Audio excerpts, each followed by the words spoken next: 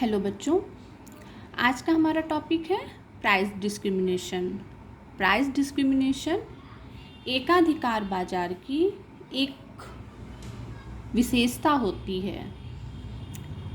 Price discrimination या कीमत विभेदीकरण का अर्थ होता है कीमतों का भिन्न भिन्न होना। एकाधिकारी अपने प्रोडक्ट के लिए या फिर अपने उत्पाद के लिए जब विभिन्न उपभोक्ताओं से भिन्न भिन्न कीमतें वसूल करता है तब इसे कीमत विभेदीकरण कहा जाता है।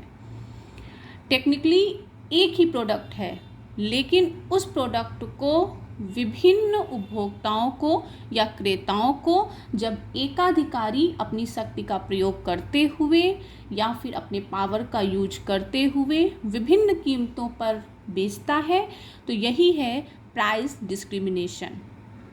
प्राइस डिस्क्रिमिनेशन व्यवहारिक जगत में हमें अक्सर देखने को मिलता है। अगर हम डेफिनेशन की बात करें तो हम कह सकते हैं कि एकाधिकार के अंतर्गत जब एक ही उत्पाद को एकाधिकारी भिन्न भिन्न कीमतों पर बेचता है। मैंने बहुत ही शॉर्ट फॉर्म में लिखा हुआ है, एक ही उत्पाद को भिन्न भिन्न कीमतों पर बेचना, यही है कीमत विभेदीकरण। Sales of technically similar product बिल्कुल सिमिलर है, लेकिन उसको डिफरेंट प्राइसेस पे जब सेल किया जाता है, विभिन्न उपभोक्ताओं से विभिन्न कीमतें वसूली जाती हैं जब एक ही उत्पाद की, तो उस स्थिति को हम कहते हैं कीमत विभेद की स्थिति। और कीमत विभेद तभी संभव हो सकता है जब उसका जो प्रोड्यूसर है या उसका जो मेकर है या जो भी उस वस्तु को बना रहा है उसके पास इतनी पावर हो कि वो कीमत विभेद कर सके, क्योंकि पूर्ण प्रतियोगिता और अपूर्ण प्रतियोगिता में कीमत विभेद संभव नहीं है, क्योंकि एकाधिकार बाजार या एकाधिकारी के पास ये पावर होती है कि वो अपने प्रोडक्ट के लिए कीमत विभेद कर सकता है। तो जो कीमत विभेद की स्थिति होती है ये हमें एकाधिकार बाजार में प्राप्त होती है। हम देखते हैं कि जो एकाधिकारी है जो किसी भी प्रोडक्ट का एक सिंगल सेलमैन है या प्रोड्यूसर है या मैन्युफैक्चरिंग केवल एक ही फर्म में हो रही है जिस वस्तु की, तो हम कई बार देखते हैं कि कहीं पर वो वस्तु सस्ती मिल रही है और कहीं पर वो वस्तु महंगी मिल रही है, और ये हमें केवल एकाधिकार बाजार में ही देखने को मिलता है। हम इसको एक डायग्राम से भी समझ सकते हैं कि आखिर कीमत विभेदीकरण किस प्रकार से होता है। तो इसके डायग्राम के लिए 3 डायग्राम सिमिलर आएंगे, मैं आपके सामने ही ड्रा करूँगी ताकि आपको ड्रा करने में दिक्कत ना हो। बिल्कुल पैरेलल ही तीनों आएंगे, क्योंकि हमें हॉरिजॉन्टल लाइन ले जानी है जहाँ से हम ये दिखाएंगे कि एकाधिकारी किस बाजार में कितनी कीमत वसूल करेगा। इसको हम पैनल ए मानेंगे, panel A, this is panel B and that is panel C. हम आपके सामने डायग्राम इसलिए ड्रॉ करते हैं, हम पहले से ड्रॉ नहीं करते हैं, हालांकि इसमें टाइम भी जाता है, लेकिन मेरा उद्देश्य है कि आपको डायग्राम ड्रा करना आना चाहिए। डायग्राम ड्रा किया हुआ तो बुक में भी अवेलेबल है, आप वहाँ से भी देख सकते हो, लेकिन आपको पता होना चाहिए ना कि डायग्राम कैसे ड्रॉ करना है। ठीक, इसमें जो डायग्राम पहले ड्रा होगा वो पैनल सी का डायग्राम ड्रा होगा। आप चाहें तो, क्योंकि तीनों में हमें एक साथ दिखाना है आउटपुट, आप नीचे यहीं पे लिख लीजिए, एक बार में लिख लीजिए आउटपुट। इट्स मीन कि आपने तीनों पैनल के एक्स अक्ष पे आउटपुट दिखाया है और वाई अक्ष पे हमें दिखाना है प्राइस। तो बस आप एक बार लिख दीजिए प्राइस। इट्स मीन कि तीनों पैनल के वाई अक्ष पे हम प्राइस की बात कर रहे हैं। ठीक है, अब सबसे पहले हम एकाधिकार में किस प्रकार से मार्केट वर्क करता है जो उसका डायग्राम है हम वो लाएंगे। ठीक है, तो सबसे पहले आप पैनल सी को देखिए, हम बिल्कुल वैसे ही एक AR और MR वक्र लाएंगे। मान लीजिए कि ये that is AR MR। AR वक्र हमारा डिमांड वक्र होता है, ठीक है।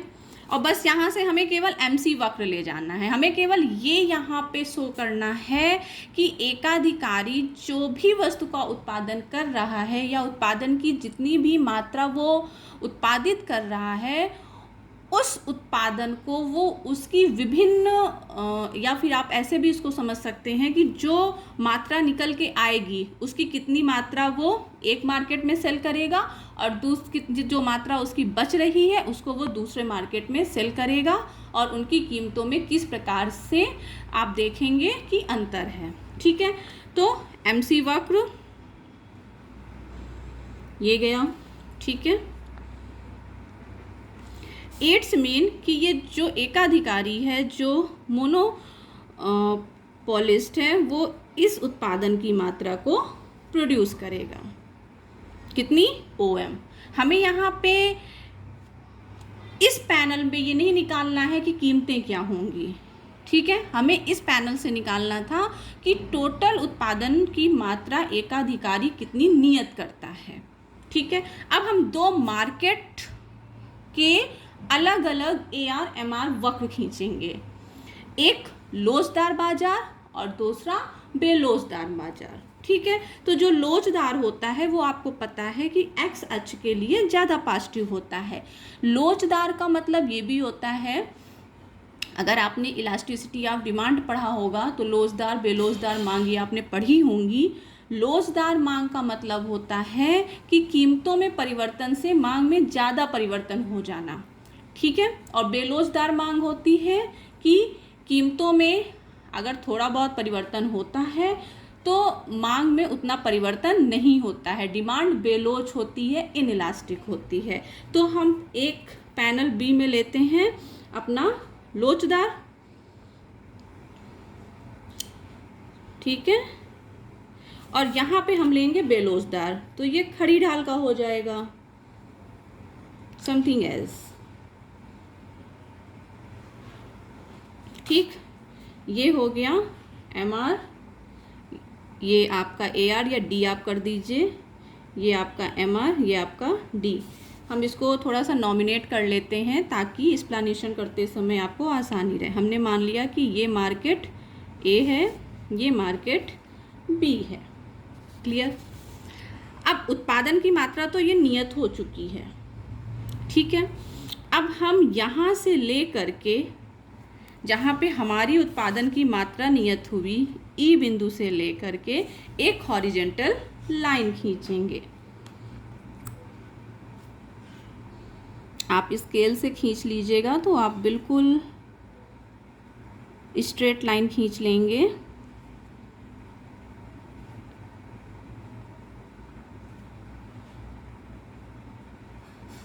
क्लियर। ये हमारी वही MC, जहाँ पर MC ने MR को काटा है, हमने उत्पादन की मात्रा नियत की है। अब इस रेखा ने MR को जहाँ पे काटा है वही उत्पादन होगा।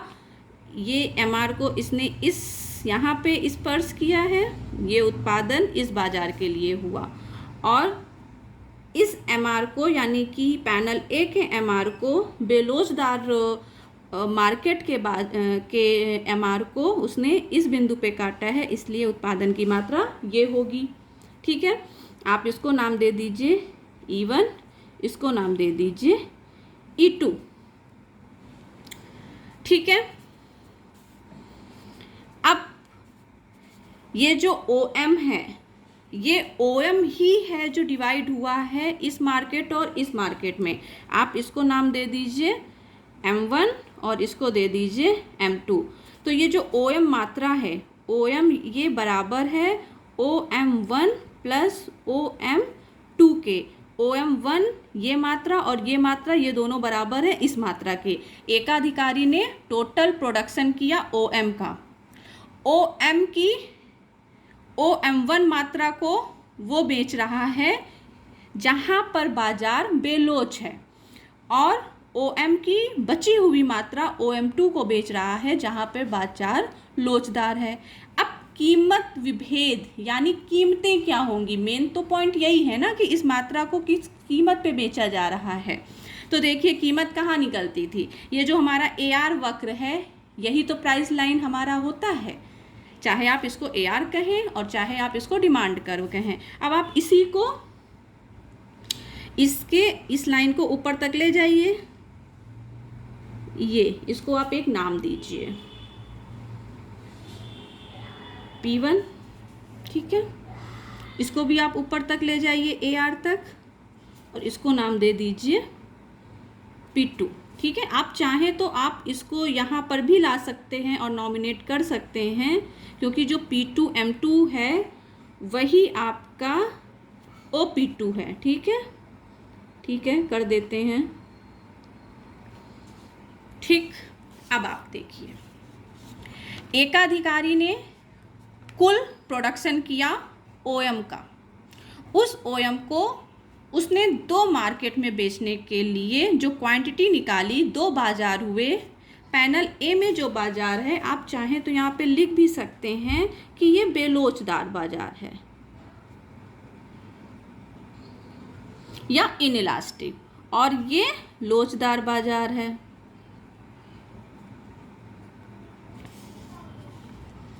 ठीक है, ये आप जो एकाधिकारी है उसने OM मात्रा नियत की, OM मात्रा को उसने 2 भागों में डिवाइड किया, OM1 और OM2। OM1 मात्रा वो बेलोचदार बाजार में बेचेगा P1M1 यानी कि ऊंची कीमत पे, ठीक है।